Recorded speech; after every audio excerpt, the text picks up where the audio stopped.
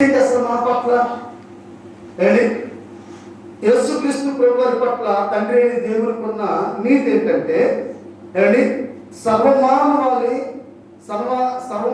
కొరకు ఏంటి సర్వమానవాళి రక్షణ పొందాలి. కాబట్టి సర్వమానవాళి రక్షణ పొందాలి కాబట్టి సర్వమానవాళి కొరకు ఒక పరిశుద్ధుని యొక్క రక్తం చిందించబడాలి. కాబట్టి ఈ సర్వమానవాళి కొరకు ఒక పరిశుద్ధుడి రక్తం చిందించబడాలంటే ఆ పరిశుద్ధులు ఎవరున్నారని దేవుడు పరిశీలనగా పరీక్షించి భూమి మీద చూసినప్పుడు పొరపడలేదు. అందరు పాపం చేశారు, అందరూ కూడాను వ్యసనపరులుగా, అందరూ కూడాను దుర్మార్గులుగానే ఉన్నారు. కాబట్టి ఈ ఇలాగున్న వీరి యొక్క రక్తము మరి ఒక పాపిని క్షమించడానికి లేక ఒక పాపిని ఆ పాపముల నుండి విమోచించడానికి సరిపోదు. అందుకని దేవుడు ఏం చేశారంటే తన కుమారుడైన యేసుక్రీస్తు వారిని ఈ లోకానికి పంపించారు. హల్లెలూయా. కాబట్టి ఇప్పుడు సర్వమానవాళి కొరకు ప్రభువైన యేసుక్రీస్తు వారు రక్తం చిందించాలి.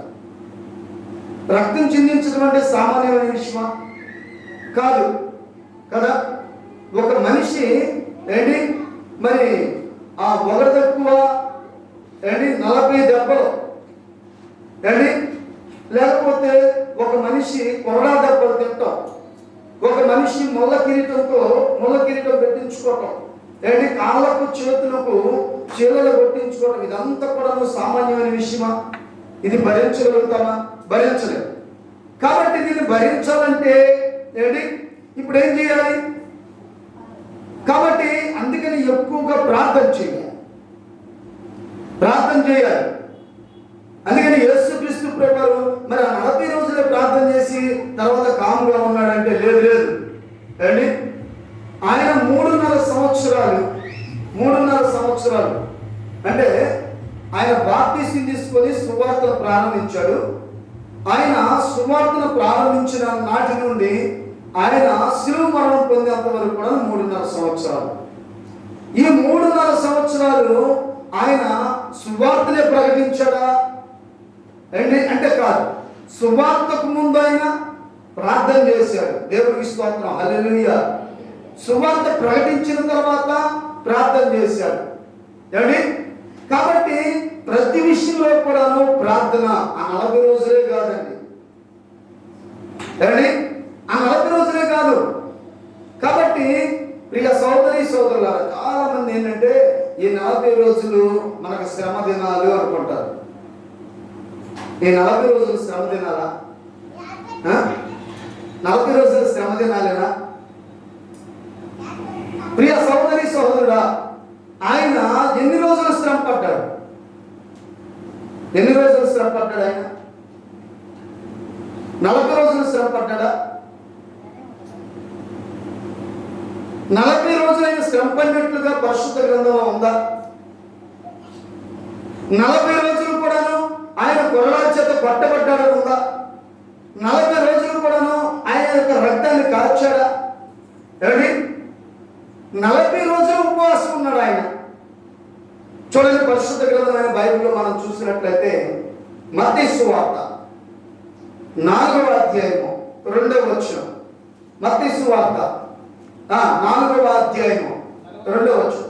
40 దినములు 40 రాత్రులు దేవునికి స్తోత్రం, హల్లెలూయా. 40 దినములు అంటే 40 పగలు 40 రాత్రులు కూడాను ఆయన ఉపవాసం ఉన్నారు. ప్రియ సోదరులారా, ఈ 40 దినాలు కూడాను వాస్తవంగా ఆయన మరి ఆయన శరీరం నలిగిపోవాలి. ఎవరు కూడా ఆయన కొట్టలేరు, ఎవరు కూడా ఆయన రక్తాన్ని ఇదిగో మరి చిందించే విధంగా ఆయన కొట్టలేదు. ఈ 40 దినాల యొక్క ఉపవాసం ఎందుకయ్యా అంటే దేవుని నీతి యేసు ప్రభువుని నెరవేర్చాలి. హల్లెలూయా. దేవుని నీతిని నెరవేర్చాలి, దానికోసం ఉపవాసం ఉన్నాడు. మరి ఆయన ఎన్ని రోజులు శ్రమ పడ్డాడు? ఆయన ఎన్ని రోజులు శ్రమ పడ్డాడు? ఎన్ని రోజులు ఆయన కొరడాలతో కొట్టారు? ప్రియ సోదరులారా, ఆ ఒక్కరోజు మాత్రమే ఆయన కొరడాలతో కొట్టారు. ఆ ఒక్కరోజు మాత్రమే ఆయన పిడుగుతులతో గుద్దారు. ఆ ఒక్కరోజు మాత్రమే ఏంటి ఆయన్ని చంపల మీద కొట్టారు. ఆయన జుట్టు లాగారు, గెట్టం లాగారు, ఆయనకు ముళ్ళ కిరీటం పెట్టారు. ఆ ఒక్కరోజు మాత్రమే ఆయన కాళ్ళకు శీలలు కొట్టారు. ఆ ఒక్కరోజు మాత్రమే. ఏమండి ప్రియ సహోదరి సహోదరులారా, ఆ ఒక్కరోజు మాత్రమే ఏంటి ఆయన్ని శిలువ మీద వేశారు. ఆ ఒక్కరోజు మాత్రమే ఆయన యొక్క డొక్కలో బల్లెముతో పొడిచారు. ఆ ఒక్కరోజు మాత్రమే ప్రియ సహోదరి సహోదరులారా, ఆ ఒక్కరోజు యొక్క శ్రమ, ఆ ఒక్కరోజు యొక్క బాధ మా వినండి, ఆ ఒక్కరోజు యొక్క ఏంటి ఆ కఠినమైన శిక్ష భరించడం కోసం ఆయన 40 రోజులే కాదండి. ఆమేన్, హల్లెలూయా. ప్రియ సహోదరి సహోదరులారా, ఏంటి 3.5 సంవత్సరాలు కూడా ఆయన శిలువ మరణం పొందేంత వరకు కూడాను ఏంటి సువార్తకు ముందు, సువార్తకు తర్వాత. ఏంటి ప్రియ సహోదరి సహోదరులారా, అయితే సువార్త ప్రారంభించడానికి ముందు 40 రాత్రులు 40 పగళ్ళు కూడాను ఉపవాసం ఉన్నాడు. హల్లెలూయా. ఏంటి 40 రాత్రులు 40 పగళ్ళు. ఇంకొక మాట నేను మీకు గుర్తు చేయాలి. హల్లెలూయా.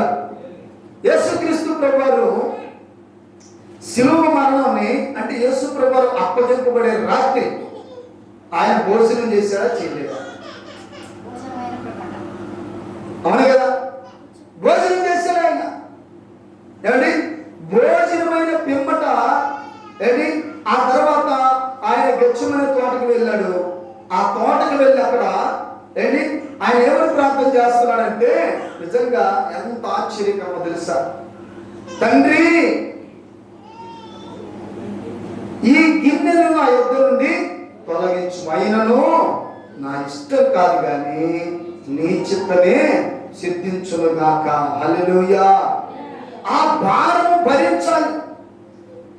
దాని కొరకై ఏంటి నిజంగా తండ్రి దగ్గర వేడుకున్నాడండి. హల్లెలూయా.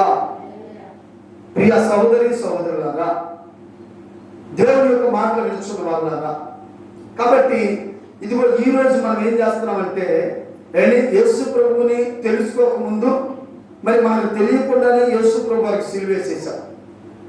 ఏంటి మనం తల్లి గర్భమందు పుట్టిన నాటి నుంచి ప్రభువుని ఎరగనంత వరకు కూడా దినదినం మనకు తెలియకుండా ఆయన సిలువ వేసాం. అవునా కదా? ఆయన గాయాలు రేపుతూనే ఉన్నాం. ఏంటి ఆయన నిజంగా అవమానపరిచాం. ఏమండి ఆయన నిజంగా తోలనాడు. మరి యేసుక్రీస్తు ప్రభుని ఎరిగిన తర్వాత కూడాను ఏంటి ఆయనకి ఆయాస్కరమైన కార్యములు చేస్తూ ఇందాక నేను చెప్పాను ఏంటంటే మరి ఈ 40 రోజులు మాత్రమే భక్తి చేయాలా?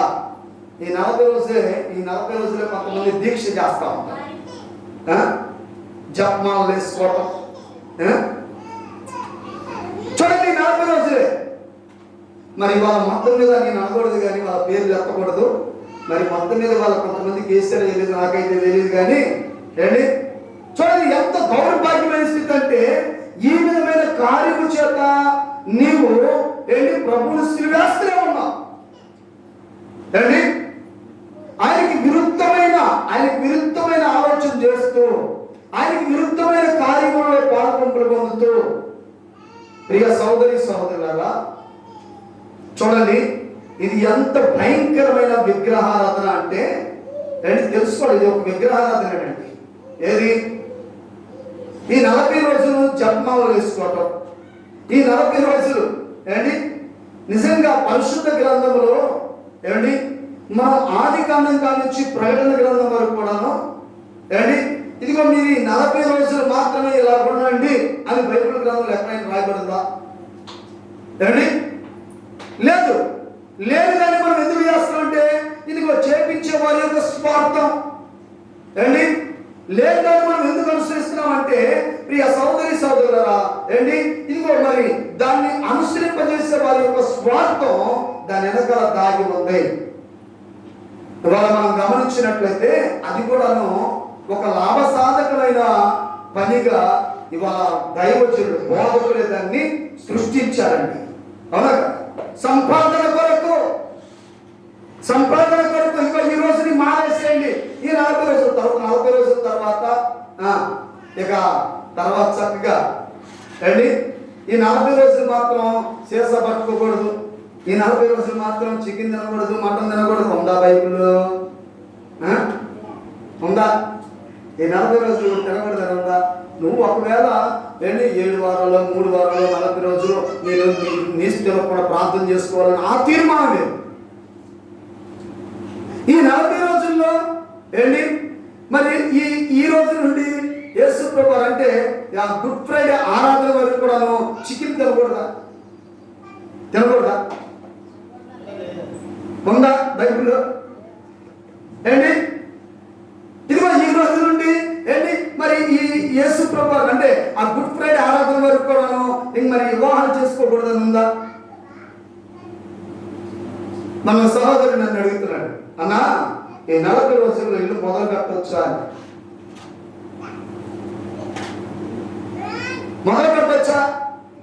ఈ 40 రోజుల్లో ఆ శ్రమ దినాలు ప్రారంభమైనగా కాబట్టి మొత్తం మీద మనం ఈ పనులు చేసుకోవచ్చా అని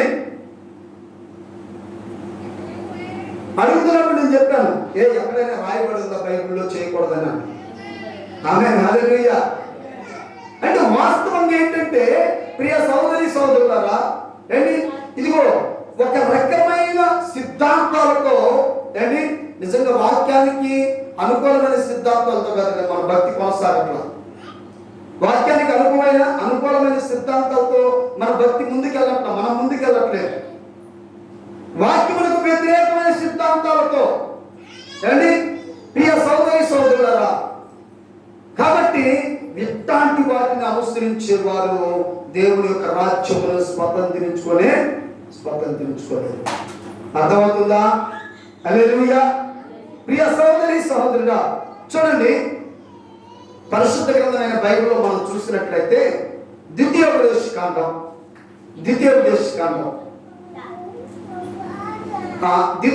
కాండానికి వెళ్ళే ముందుగా మనం నిర్గమాకాండంలోకి వెళ్దాం. నిర్గమాకాండం 34వ అధ్యాయము 28వ వచనం. నిర్గమాకాండము 34వ అధ్యాయము 28వ వచనం. అతడు అనగా ఎవరండి ఇక్కడ? మోషే గారు. దేవునికి స్తోత్రం, హల్లెలూయా. మోషే గారు నిర్గమాకాండంలో ఏంటి ప్రియ సోదరి సోదరులు 40 రోజులు క్రొత్త నిబంధన ఏంటి మత్తయి సువార్తలో 40 అతడు అనగా యేసుక్రీస్తు ప్రభువు 40 దినాలు. నిర్గమాకాండంలో అతడు అనగా మోషే గారు. హల్లెలూయా. ఈ మోషే గారు 40 రేయింబవల్లో ఏంటి చూడండి ఎవరితో ఉన్నాడంట ఏంటి? చూడండి ప్రియ సహోదరి సోదరులారా, దేవుడైన ప్రభు మోషేని పిలిచాడు, మోషే ఇదిగో ఈ పర్వతంలోకి నువ్వు రావాలయ్యా.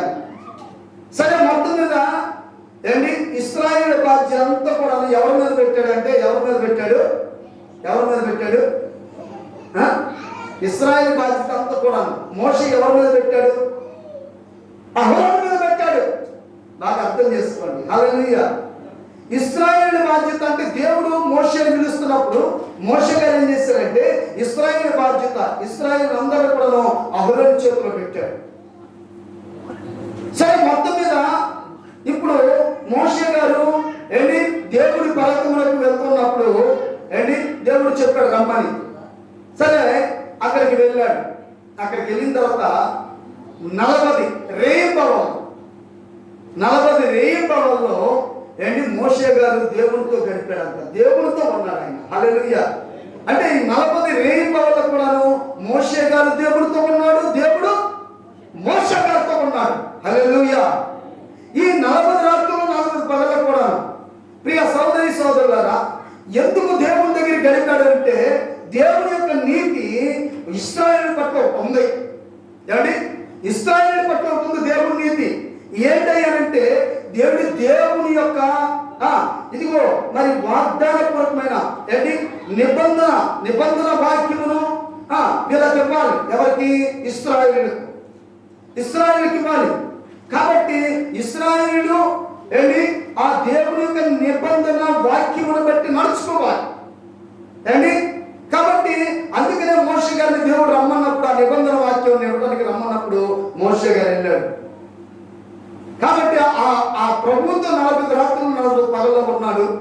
ఈ లోపలనే ఏంటి దేవుడు ఆయనకి ఎన్నో సంగతులు బయటపరిచాడు.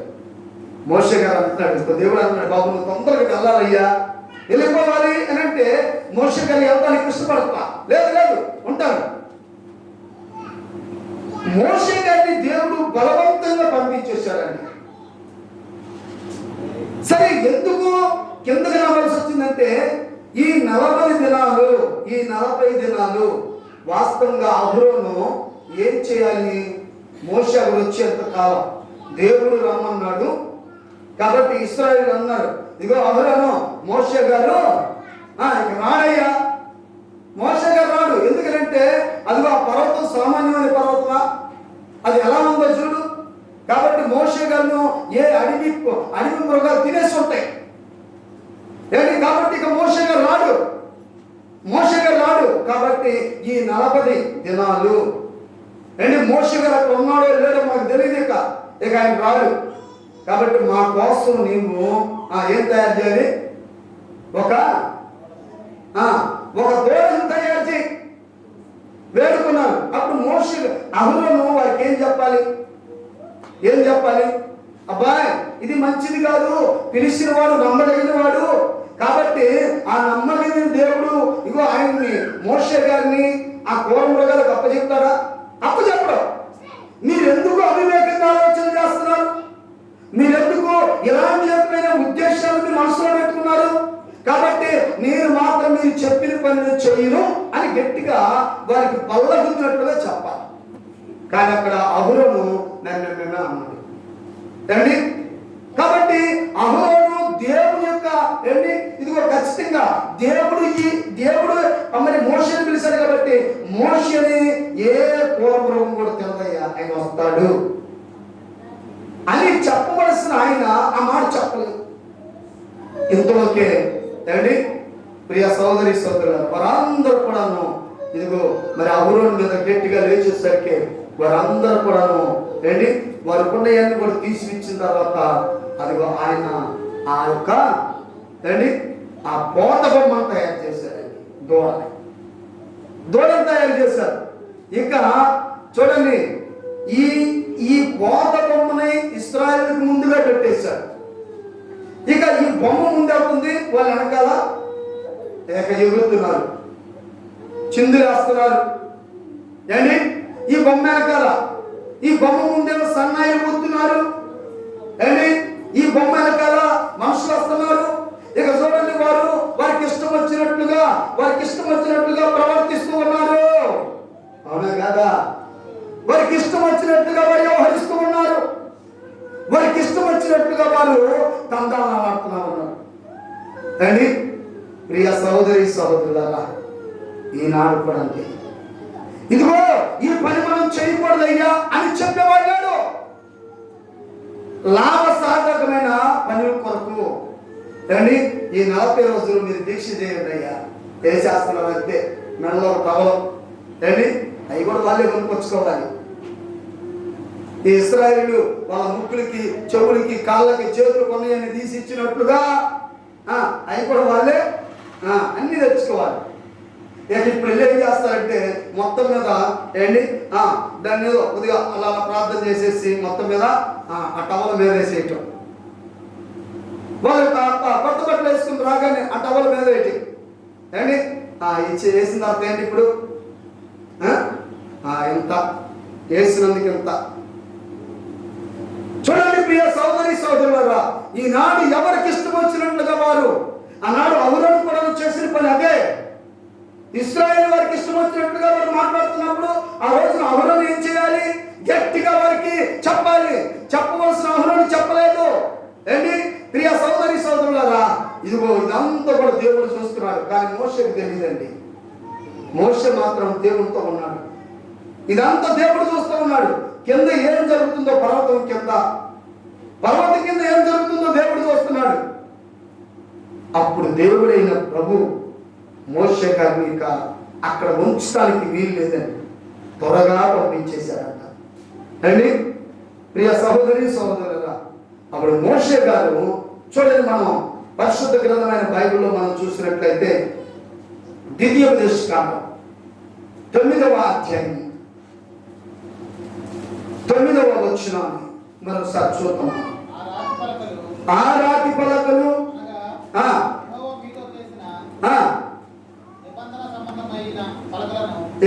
నిబంధన సంబంధమైన పలకలను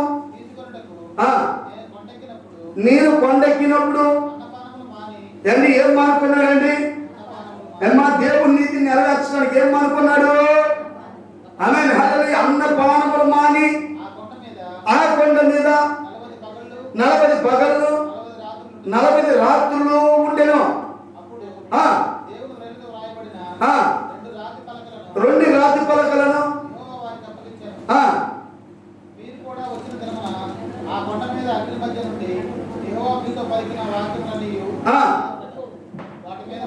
ఉండెను.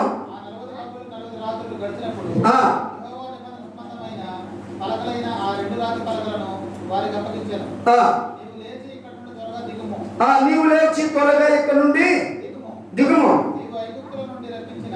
నీవు ఐగుప్తుల నుండి రప్పించిన ఏమి ఎవరు చెప్తున్నారు ఇప్పుడు?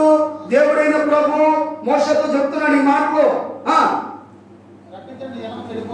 నీ జనము చనిపోయారు. నేను వారికి ఏం చెప్పాను? ఆ త్రోవలో నుంచి ఏంటి వారు ఏమైపోయారు? తొలగిపోయారు.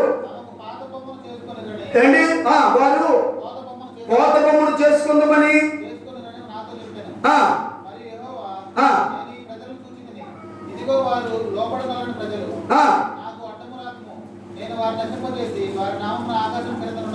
ఉండకుండా ఎవరినంట? ఒక్క నిమిషం, ఎవరిని తుడిచేస్తాడంట? ఎవరైతే ఆయన చిత్తానికి వ్యతిరేకంగా నడిచారో నడిచిన వారందరిని కూడా ఆయన ఈ భూమి మీద ఉండకుండా, వారి పేరు అనేది అసలు తలవకుండా వారి పేరు అంటే వారిని తుడిచివేస్తారని దేవుడు చెప్తున్నాడు. హల్లెలూయా. ఈ సంగతులన్నీ మోషే గారు విన్న తర్వాత చూడండి, ఇప్పుడు మరలా వారి మార్పు కొరకు, ఆమేన్ హల్లెలూయా, మరలా వారి మార్పు కొరకు మనం భక్తి చేసేది నిజంగా దీక్ష భక్తిగా, అంటే ఇన్ని రోజులు మాత్రమే ఉండాలని కాదు. ఇన్ని రోజులు మాత్రమే, ఈ రోజు నుంచి మనం ఇదిగో ఇన్ని రోజులు ఉన్నాం, ఆ తర్వాత అమ్మాయి పర్వాలేదు ఏమైపోయినా కాదు. సహజంగా భక్తి ఎలా ఉందంటే వాళ్ళు చాలా మందికి వాస్తవంగా గొట్టాలు లేవు కానీ లేకపోతే మాత్రం మైకులో గట్టిగా చెప్పేవాళ్ళు ఈ సంగతి. ఎలా ఉందంటే భక్తి ఇగో నాకు ఇష్టం వచ్చినట్టుగా నేను చేసుకోవటం, నీకు ఇష్టం వచ్చినట్టుగా నువ్వు చేసుకోవటం, దేవుడికి ఇష్టం వచ్చినట్టుగా భక్తి చేయట్లా మనం, అవునా కదా? ఇదిగో ఇన్ని రోజులు అంతే కానీ మోషే గారు మాత్రం చూడండి, ప్రియ సహోదరి సహోదరులారా, ప్రభు మాటలు కూర్చున్న వాళ్ళారా, హల్లెలూయా. మనము 17వ వచనం చదువుకుందాం. 17వ వచనం ద్వితీయోపదేశకాండము 9వ అధ్యాయము 17వ వచనం. అప్పుడు నేను ఆ 2 పలకలను పట్టుకొని పగలగొట్టి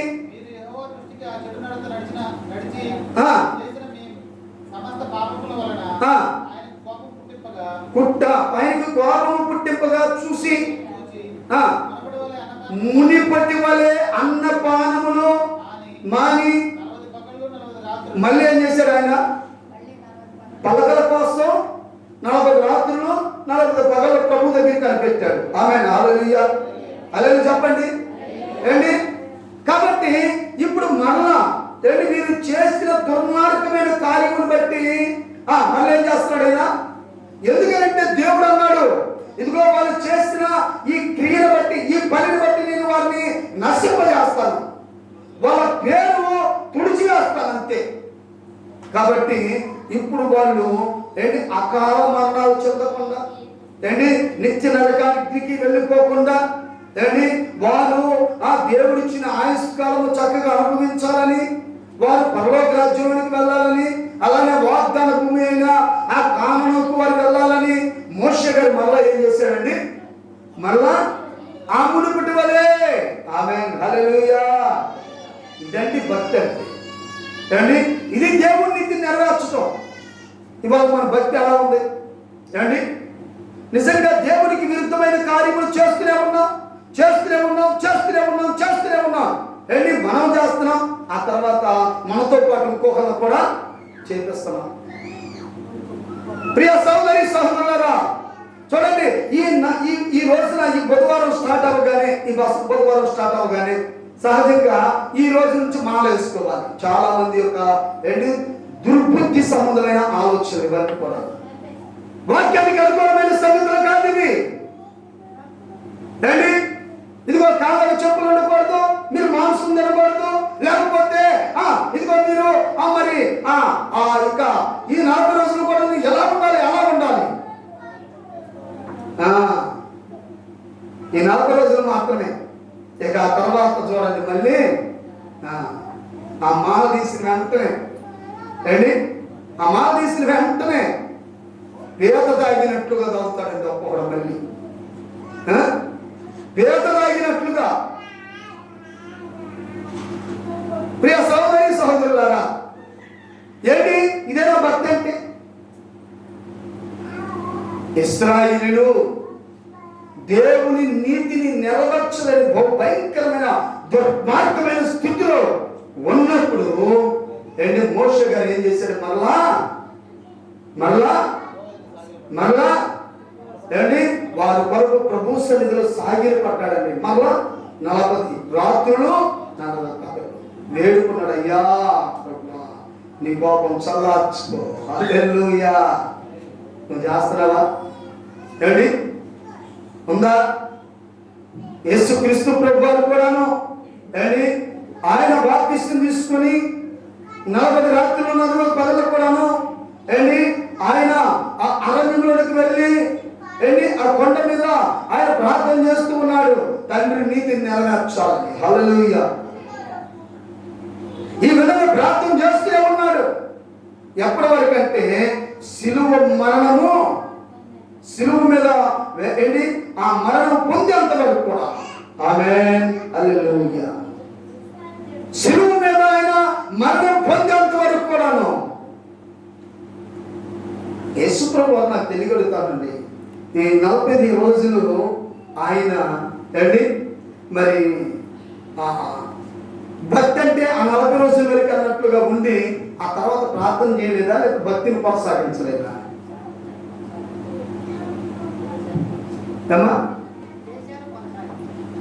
ఆయన శిలువ మీద పొందేంత వరకు కూడాను, శిలువ మీద కూడాను ఆయన పలుకుతున్న మాట ఏంటో తెలుసా? ఏంటి నిజంగా ఇది దేవుని నీతి. హల్లెలూయా.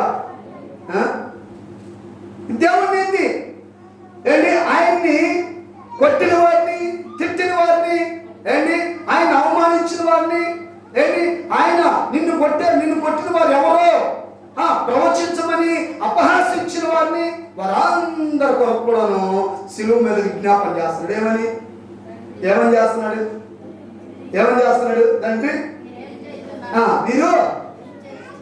తండ్రి మీరేమి చేయుచున్నారో మీరు ఎరుగురు కనుక వీరిని.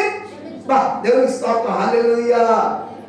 ఏంటి ఈ 40 రోజులు ఉపవాసాలు ఉండేవారు ఉంటున్నారా ఎవరైనా? ఏమ్మా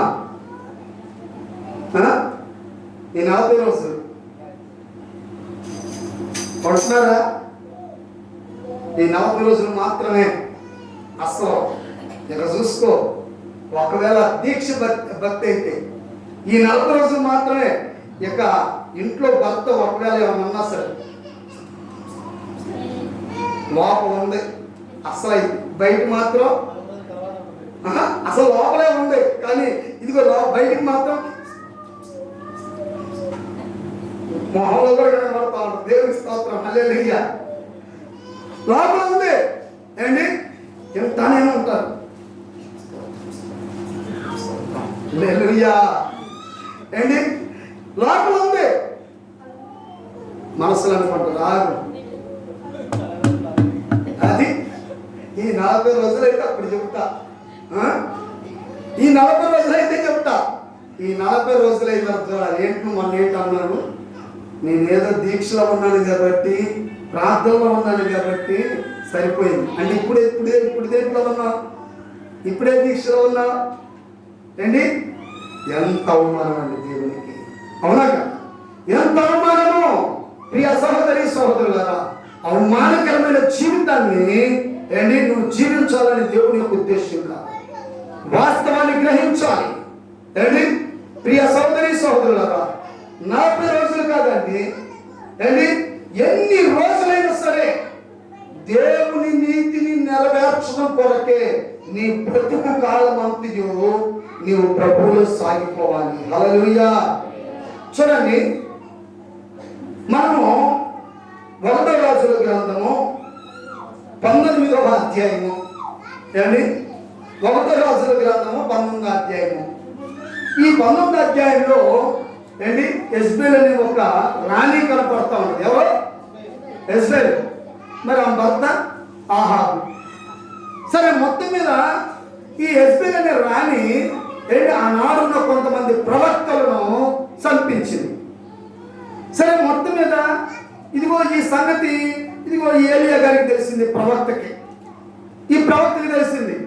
సరే, ఇప్పుడు ప్రాణభయంతో ఏం చేశారంటే దాక్కున్నారు. ఈ ప్రాణభయంతో అమ్మో నన్ను కూడా చంపేస్తాంట, నాకు వర్తమానం వచ్చింది అని చెప్పేసి దాక్కున్నాడు.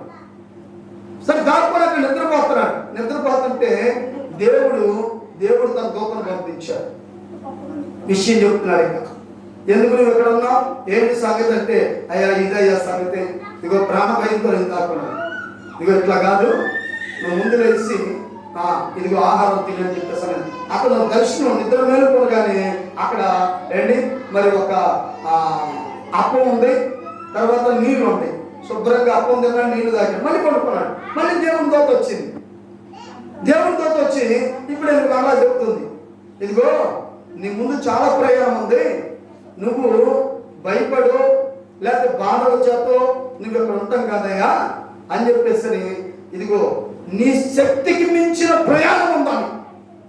ఏంటంట? నీ శక్తికి మించిన ప్రయాణం ఉంది కాబట్టి నువ్వు ఆహారం తిన్నప్పుడు మొత్తం దేవుడు ఏం పంపించాడో కానీ శుభ్రంగా తిన్నాడండి. తిని ఏంటి దేవుడు చెప్పాడుగా, ఎన్ని రోజులు చెప్పాడు దేవుడు ఆయనకి? శక్తికి మించిన ప్రయాణం అన్నాడు. శక్తికి మించిన ప్రయాణం. రోజులు చెప్పాడా? ఏమ్మా చెప్పాడా? మాట్లాడలే. రోజులు భక్తి అన్నమాట ఇప్పుడు మనం అందరం చేసేది. రోజులు భక్తే, నెలల భక్తే, వారాల భక్తే, ఏంటి గంటల భక్తే. అందుకని గుళ్ళోకి రాగానే ఒక 10 నిమిషాలు గారికి ఎన్నిసార్లు ఇప్పుడు అంతే. టైం మారిస్తే బాగుంది. రోజు భక్తి, గంటల భక్తి, నెలల భక్తి, అవునా కదా? ఇది కాదు. చూడండి, ఇక్కడ ప్రభు ఏం చెప్తున్నాడంటే ఏలియాతో, నీ శక్తికి మించిన ప్రయాణం, నీ శక్తికి మించిన ప్రయాణం నీ ముందుందయ్యా అని చెప్పాడు. చదవండి 19వ అధ్యాయం మొదటి నుండి చదవండి.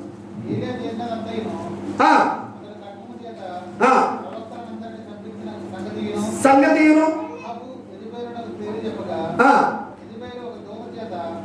యెజ్బెల్ ఒక దూత చేత ఏలియాకి వర్తమానం పంపింది. రేపు ఈ వేళకు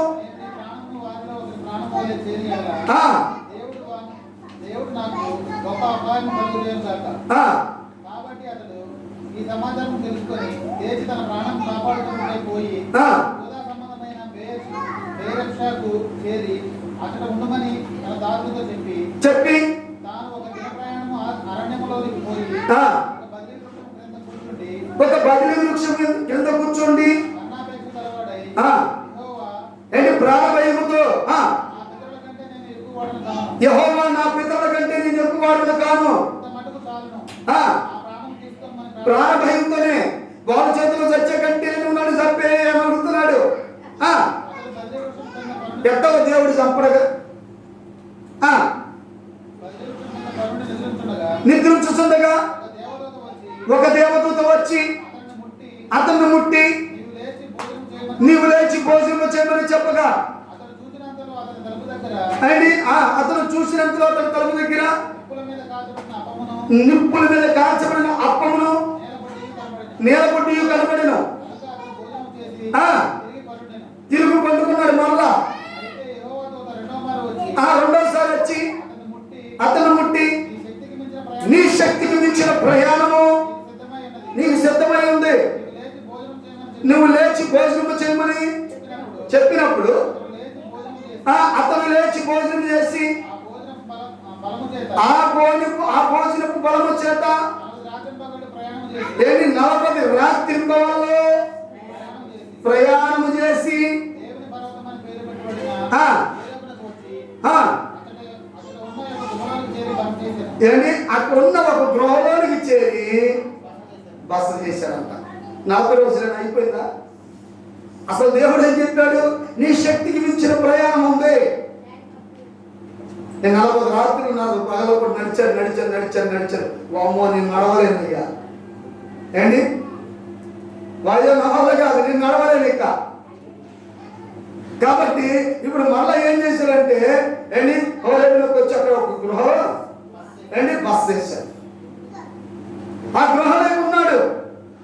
అంటే 40 రోజులు అయిపోయింది ఇక. అవునా? ఇక వద్దానిక 40 రోజుల శక్తి నా దేవుడు ఇచ్చేది. ఏంటి ఈ 40 రోజుల వరకు దేవుడు ఉంటాడా? ఏమ్మా మాట్లాడరే? ఈ 40 రోజులేనా? ఆ తర్వాత దేవుడు ఉందా? ఈ 40 రోజుల వరకేనా నీ భక్తి? ఆ తర్వాత భక్తి వద్దా? ఈ 40 రోజుల వరకేనా నీ ప్రార్థన? ఆ తర్వాత వద్దా? ఏంటి ఆత్మ పరిశీలన చేసుకోవాలి. హల్లెలూయా. మన జీవిత కాలమంతయు దేవుడైన ప్రభు మన ముందు ఉంచిన ఏంటి విశ్వాస జీవితమును కొనసాగించాలి. హల్లెలూయా. హల్లెలూయా. నా వల్ల కాదయ్యా. ఏంటి ఎన్ని రోజులు ప్రార్థన చేయలేడు దీని కోసం, దీనికోసం. ఏంటి ఎన్ని రోజులు మొదలుపెట్టాలో? ఎన్ని రోజులు? ఎన్ని రోజులు? రోజులు లెక్క పెట్టుకుంటాం. ఒక ఆయన చెప్తున్నాడు, పేతురు గారు చెప్తున్నాడు, బోధకుడా, యేసు ప్రభువా, ఇదిగో నా సహోదరుడు నా ఎడలో తప్పిదం చేస్తున్నాడు, అతన్ని నేను రోజుకు వచ్చి 7 మార్లు క్షమిస్తున్నాను అయ్యా అన్నాడు. అదే ఆయనకి గొప్పగా ఉంది. ఏంటి అదే ఆయనకి పెద్దగా ఎంతో గొప్పగా ఉంది. రోజుకు వచ్చి 7 మార్లు క్షమిస్తున్నాను, సరిపోద్దా అన్నాడు. అప్పుడు ప్రభు అన్నాడు, ఇచ్చోడా, రోజుకు వచ్చి 7 మార్లు కాదు, నీవు 70 ఏళ్ల మార్లు. ఆమేన్. అంటే మనుషుడు యొక్క ఆయుష్కాలం ఎంత? ఏంటి 70. వాక్యానుసారంగా మోషే భక్తుడు అంటాడు, మనుషుని యొక్క ఆయుష్కాలం 70 సంవత్సరం, అధిక బలం ఉంటే 80 సంవత్సరాలు. ఏంటి ఇప్పుడు పేతురు గారికి ఉదాహరణకి ఒక 30 సంవత్సరాలు ఉంది అనుకుందాం అప్పటికి. అంటే ఇప్పుడు మనిషి జీవించినంత కాలం కూడా ఏం చేయాలి? మనిషి జీవించినంత కాలం ఒక తోటి వారిని క్షమించాలండి. మనం రోజులుగా చూడాల్సింది. హల్లెలూయా. ప్రార్థన విషయంలో రోజులు, ఏంటి క్షమించే విషయంలో రోజులు, పెట్టే విషయంలో రోజులు, ఏంటి ప్రయాణ విషయంలో రోజులు. అవునా కదా? అంతా ఏంటంటే రోజుల భక్తి, నెలల భక్తి, రోజుల భక్తి, సంవత్సరాల భక్తి, లేకపోతే గంటల భక్తి. ఏంటి నిజంగా నా జీవిత కాలం అంతా. ఆమేన్. హల్లెలూయా. నా జీవిత కాలం అంతా. ఆమేన్. హల్లెలూయా. నా జీవిత కాలం అంతా ఏంటి నిజంగా నా ప్రభు నామమునకు మహిమార్థంగా నేను జీవించాలి అనే ఆలోచన విధానం, ఆ నిరీక్షణ కలిగిన జీవితం నీకుందా? ఏమ్మా ఉందా? లేదు. పాటలు అయితే పాడతాం. యెహోవా నా కాపరి, యెహోవా నా ఊపిరి. చప్పట్లు పడతాం రావా మనకి? ఏంటో ఏదన్నా జరగాలి అప్పుడు చెప్తారనమాట, మామూలుగా కాదు. ఏంటి యెహోవా నా కాపరి,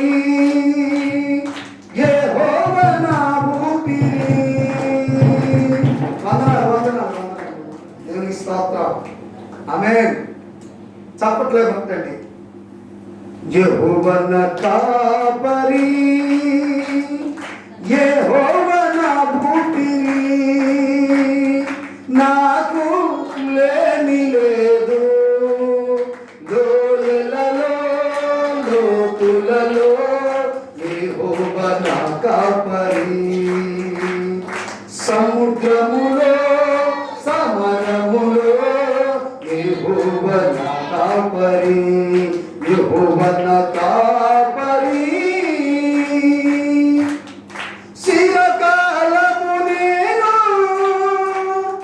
యెహోవా సన్నిధిలో, చిరకాలము నేను యెహోవా సన్నిధిలో నివాసముండెదను నేను, నిత్యము జీవింతును. ఆమేన్. హల్లెలూయా.